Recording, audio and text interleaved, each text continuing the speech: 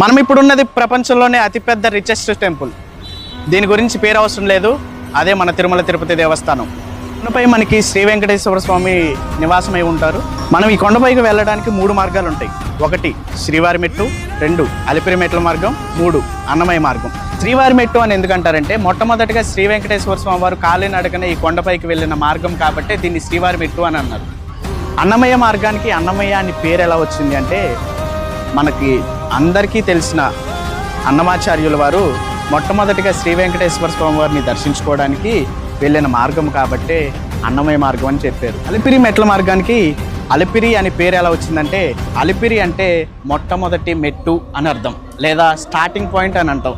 ఆపద ముక్కుల వాడ అని శ్రీ వెంకటేశ్వర స్వామి వారిని ఎందుకు అంటారంటే, ఆపదలో ఉన్న ప్రతి ఒక్కరిని ఆయన ఆదుకుంటారు కాబట్టి ఆయనకి ఆపద ముక్కుల వాడ అని పేరు వచ్చింది. ఎవరు వచ్చినా సరే ఇక్కడికి